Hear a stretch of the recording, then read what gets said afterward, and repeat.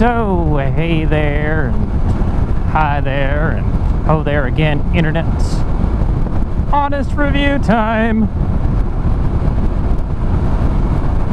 So after many years of service, my Shoei GT Air it was time. It got ran over by a truck once. It got into an accident once. It was scraped and battered.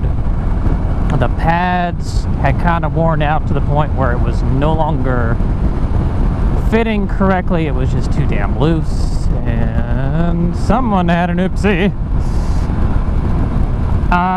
The problem is the GT Air 2 is $600. The additional problem, if I wanted something like the Neotech 2, that's $700, and that's before any taxes. So you're talking, what, it's $650? No, what is it? Yeah, probably about $650 to $750 for the helmet after taxes and whatnot. And I had $600, but I caught no end of crap about spending the full $600 on the helmet when we had so many other things to buy. And I kept looking, and I happened upon the HJC RPHA 70 ST, which, bravo HJC for having a helmet with so much crap in its name. Whatever, is what it is. But it checked all of the boxes I was looking for. Requirement: must have a drop-down sunshade. Non-negotiable. Must have speaker pods in the actual helmet. Non-negotiable. Pin lock, at the very least. Non-negotiable. I ended up buying a new pin lock for my Shoei just because I realized how poorly ventilated that thing is behind a screen like this. So the HJC had a lot of reviews about how quiet it was, and it just, okay, fine, that's gonna be the one. It's $384. It was 400 and whatever with, or no, was it under $400? It was under $400 even with the tax, and it's free shipping from Revzilla. I was hoping to get high-vis again, but they don't have high-vis yellow. You could get kind of like different patterns and whatnot, just wasn't my thing. So I went with gloss white. And for sure, it is a bit quieter than the Shoei original GT Air. It actually is. It's the same weight, because I broke out the kitchen scale just to see. And it was like 3 pounds, 10 ounces. Well, actually, I'm sorry, it was lighter. It was the Shoei was 3 pounds, 14 ounces on my kitchen scale versus 3 pounds, 10 for this. Now, that was before I transferred the base for the Cena over, so I don't know how many ounces that weighs or how many ounces the speakers weigh, so I don't know, maybe we're back up the other 4 ounces. Could be.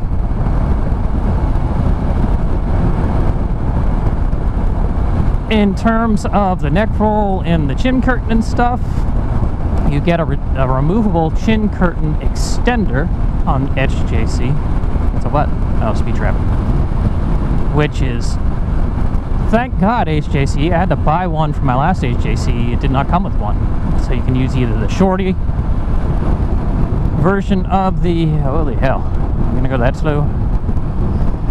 Where are you braking? What are you doing? We're turning without turn signal. Good for you. How about you just see me there, vehicle? It checks all the boxes. It's a decent price. It's quiet. I thought for sure, based on the size charts, I should fit a medium helmet, but when I went and tried it on at a shop, my chin was actually exposed. And just no bueno. Now the shell is supposed to be the same for the medium versus the large, so it's just a matter of the cheek pads, the way they push down on the helmet. didn't work for me, so I ended up with the large, and I'm fine with that. And I guess my only complaint really is back to the center visor clip thingy. I didn't like that the first time around. I've forgotten I didn't like that the first time around. I liked being able to use my left hand on the side to lift it up. Oh well, no biggie. I will live.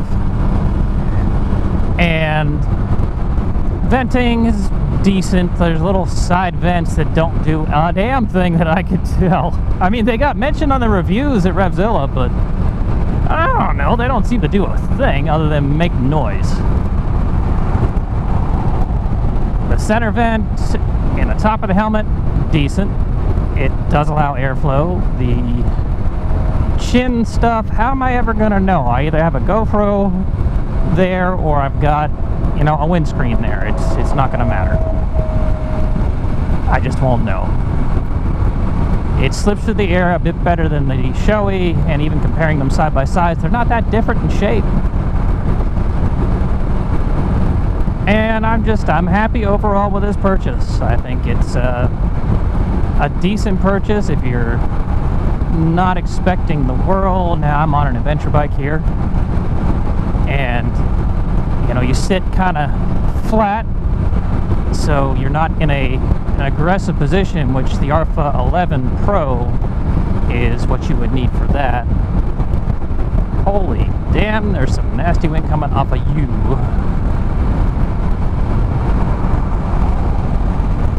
I want to touch it. So,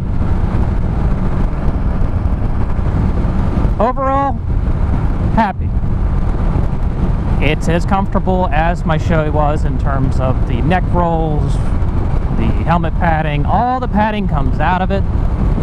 You can remove the little stocking head parts, you can remove the cheek pads. All that's removable and washable. You can replace them if need be. I never did on the Shoei, and I suppose I could have got a little more use out of it if I had, but the shell on the Shoei was just, it was time. It's time for it to hang it up. It's time for it just to be, I don't know, a helmet that sits there in case something wrongly happens.